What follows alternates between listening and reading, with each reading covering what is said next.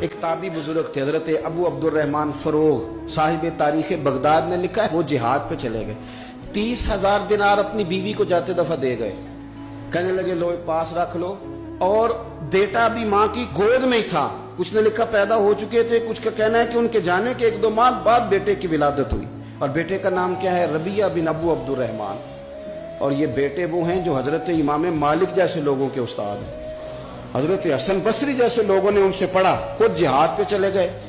آج تو فوجیوں کی نوکری ہے نا جی، ان کا یہ نظام ہے کہ وہ جاتے ہیں، انہیں تنخواہ ملتی ہے، چھٹی پہ آتے ہیں۔ اس زمانے میں یہ تھا کہ مال غنیمت سے حصہ ملتا تھا، اور فتوحات کا یہ طریقہ تھا کہ یہ علاقہ فتح ہوا تو آگے چلے گئے، وہ فتح ہوا تو آگے چلے گئے، وہ فتح ہوا تو آگے چلے گئے، کسی نے لوٹنا ہے تو پابندی نہیں تھی، لوٹ سکتا ہے۔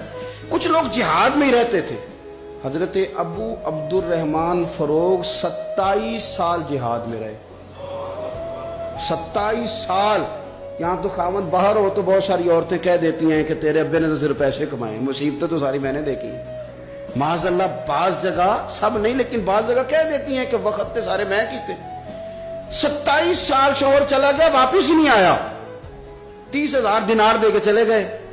27 سال کے بعد خیال آیا گھر کا، اب بیٹا محدث بن گیا، عالم بن گیا، اور کمال یہ کہ رہتے کہاں تھے؟ حضور کے مدینے میں، مدینہ النبی میں، مدینہ منورہ میں صلی اللہ تعالی علیہ وسلم۔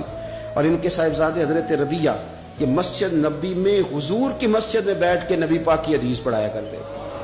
آئے گھر، دروازے پہ دستک دی، صاحبزادے نے دروازہ کھولا، نہ باپ بیٹے کو پہچانتا ہے نہ بیٹا باپ کو۔ جناب ابو عبدالرحمن اندر داخل ہونے لگے تو صاحبزادے نے کہا بوڑھے میاں میرے گھر میں بغیر اجازت کے کیوں داخل ہو رہے ہیں؟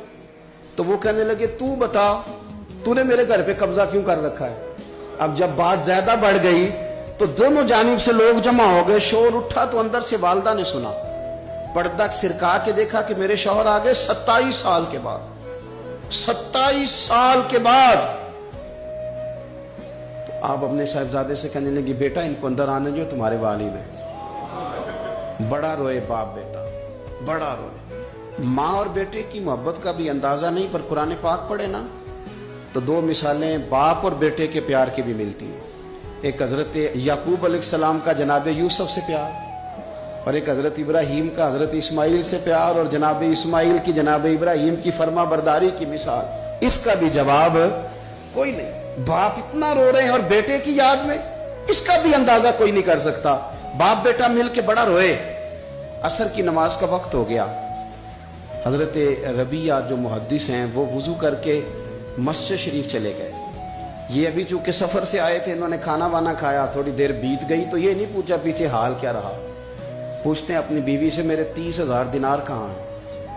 تو اہلیہ کہنے لگی مسجد جائیں نا، حضور کی مسجد میں عصر پڑھ کے آئیں، پھر میں بتاتی ہوں پیسے کہاں ہیں۔ حضرت ربیعہ نے امامہ باندھا، جبہ پہنا، حضور کی مسجد میں بیٹھے اور حدیث پاک کا درس دے رہے ہیں۔ سامنے حضرت حسن بصری جیسے، امام مالک جیسے لوگ بیٹھے ہیں۔ حضرت ابو عبدالرحمن فروغ جو ان کے والد تھے، عصر کی نماز پڑھ کے نا تو پوچھتے ہیں ایک شخص سے، یہ کون ہے نوجوان کالی داڑھی والا؟ عمر زیادہ نہیں پر کس طرح شوق سے حضور کا دین بیان کر رہا ہے، کون ہے؟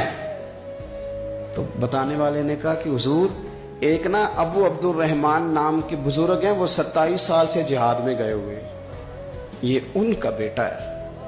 یہ سنا کہ میرا پتر اتنا بڑا عالم، چھم چھم آنسو گئے، داڑھی بھر گئی آنسو، حضور کی مسجد میں تشکر کے آنسو، خوب روئے، خوب روئے۔